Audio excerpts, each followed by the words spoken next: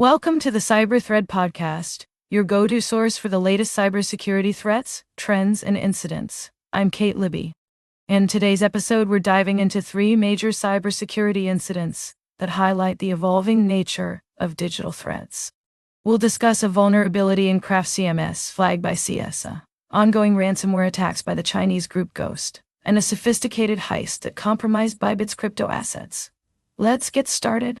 Cyber threats come in many forms, and the Craft CMS vulnerability is a prime example of how attackers exploit software flaws. This particular flaw allows remote code execution, making it a high-severity issue. However, exploitation requires prior compromise of the installation's security key. This key, if obtained, enables attackers to decrypt sensitive data, generate fake authentication tokens, or inject malicious code.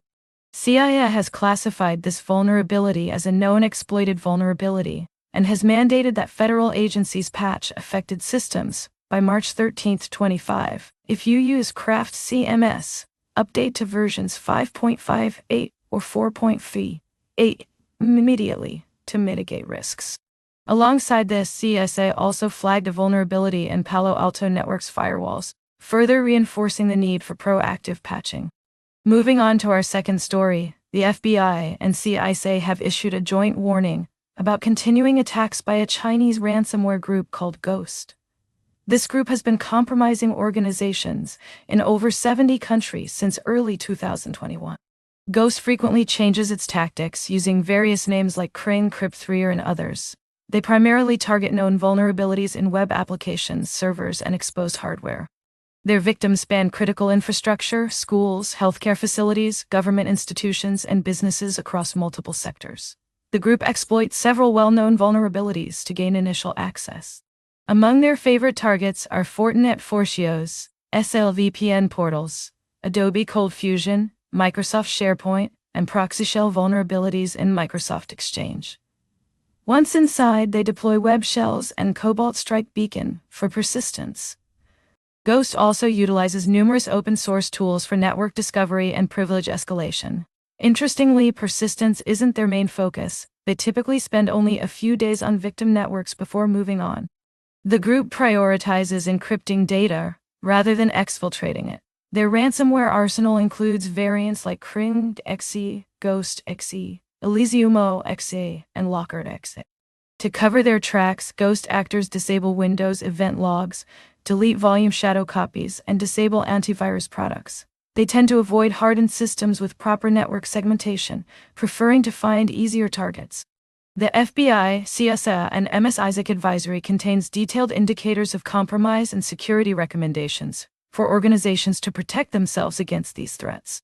Our final story today covers what might be the most sophisticated attack we've seen recently, the Bybit incident, where attackers stole approximately $1.5 billion worth of digital assets from an Ethereum cold wallet. What makes this attack particularly noteworthy is that it didn't exploit any smart contract vulnerability. Instead, it targeted the human element through trust and UI deception, bypassing multi-sig cold wallet security. In July, Checkpoint's threat intelligence blockchain system identified a concerning new technique where attackers manipulated legitimate transactions through the Safe Protocol's exec transaction function.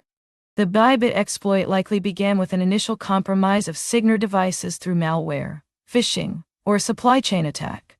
Attackers then used a delegate call and manipulated the transfer address in the contract storage. They presented signers with a fake UI that appeared to show a legitimate transaction from its safe. This social engineering tactic proved that multisigs are no longer a security guarantee if the signers themselves can be compromised. This incident demonstrates that cold wallets aren't automatically safe if an attacker can manipulate what a signer sees. No matter how strong your smart contract logic or multisig protections, the human element remains the weakest link. Looking at these three incidents together, we can draw some important cybersecurity lessons. First, patching known vulnerabilities promptly is absolutely critical, as shown by both the Craft CMS and Ghost incidents. Organizations need to implement multi-layered security approaches, including network segmentation, strong access controls, and up-to-date antivirus solutions, to defend against groups like Ghost. The Bybit incident emphasizes the importance of security awareness training and robust authentication processes. Users should always verify transaction details and be wary of suspicious interfaces. For cryptocurrency holders specifically, hardware wallets with screens that show transaction details offer an additional layer of protection against UI manipulation attacks. Finally, staying informed about the latest threats through sources like CISA, FBI, and security research firms like Check Point is crucial for proactive defense. Organizations should develop and regularly practice incident response plans. This includes quickly detecting, containing, and recovering from cyber attacks, as well as regularly reviewing and updating security keys. A key recommendation from the Craft CMS advisory. That's all for today's cybersecurity briefing. I am Kate Libby, and you've been listening to the Cyber Thread podcast. Stay vigilant, stay secure, and join us next time for more insights into the ever-evolving world of cyber threats.